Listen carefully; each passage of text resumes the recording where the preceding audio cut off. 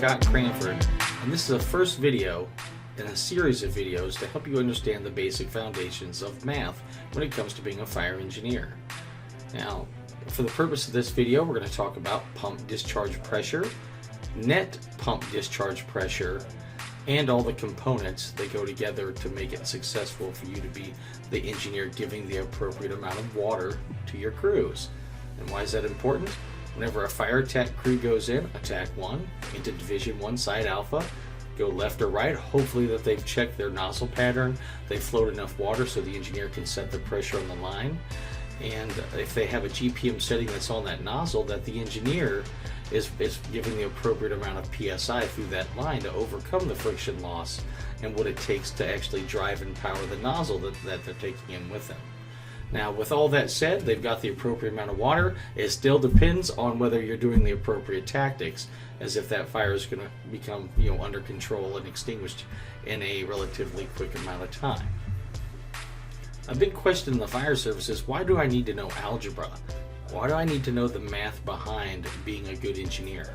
Well, it may come a day that you need to help pre-plan some of the commercial buildings, and then you need to know how much gallons per minute it is to run fires if there's 25, 50%, or 75% involvement in those structures. So what type of output am I going to need in pump discharge pressure in gallons per minute just to bring that fire under control?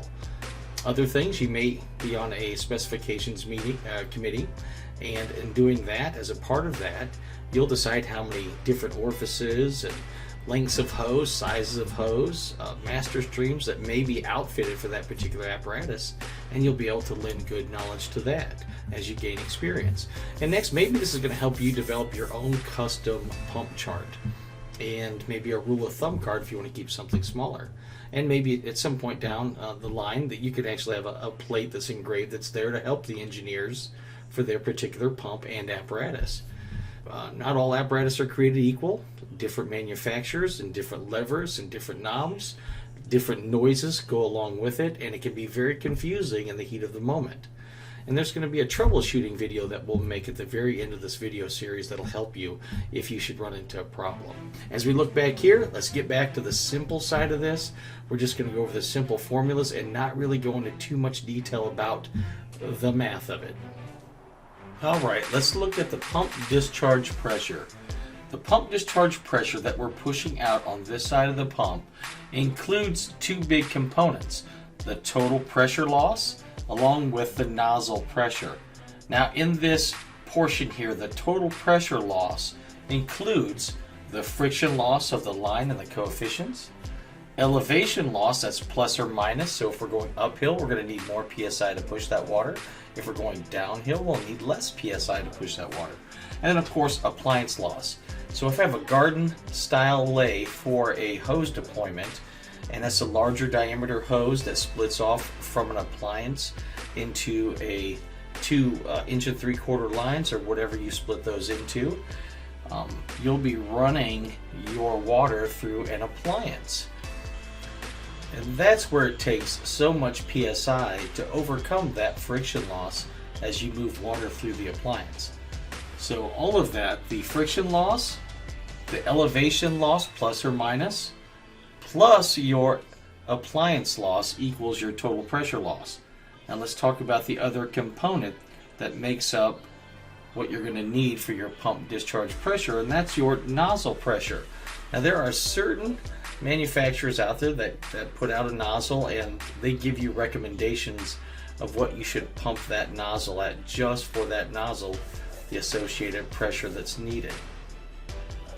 For generics, for automatic and fog nozzles, for hand line, it's 100 PSI that you need to drive that nozzle. For generic, on a smooth bore hand line, you need a minimum of 50 PSI to drive that particular hand line. Now there are some smooth bore and fog type nozzles that are out there that the manufacturers make. Again, they give their recommendations, and if you were to pump as an engineer, you want to get more and more GPM, you would start at a minimum pounds per square inch PSI of pressure, and you'd adjust that pressure up as they needed more GPM. And of course, you would only be able to get a maximum amount, whatever the manufacturer recommends, up to a certain point. Now, if you don't pump the nozzle appropriately, or if there's kinks in the line, or there's other problems, you're not going to get an effective water stream out of that nozzle. Therefore, even if you apply the appropriate tactics when your crews are interior, it's not going to work as well as you would like, and it may not work at all. And it could jeopardize the crew. So it's important that the engineer maintains a pressure on these lines according to what they know about the basics and according to what the manufacturers recommend for those particular items. All right, the next section of this particular video is going to be the pump discharge pressure and how to figure out what my net pump discharge pressure is. So we're going to take the figure that we received from adding together our total pressure loss through friction loss, elevation plus or minus, and the appliance loss, plus the nozzle pressure, this entire equation. Now we're going to take that and we're going to minus what we're receiving on the intake side of the pump. So if we had over here and we add all this together, let's say it comes up to be 150, and then we have 50 psi that's coming in on the intake, it would be 150 minus 50, and then 100 would be my net pump discharge pressure. And that's just a simple way to figure that.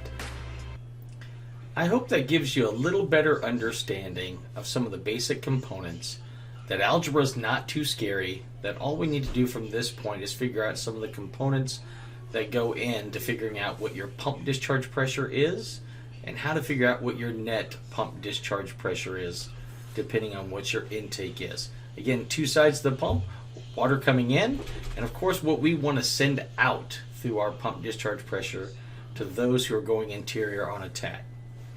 In the next video, we're going to go over GPM and nozzle flow. And don't get worried right off the bat about what you've heard and what you're going through.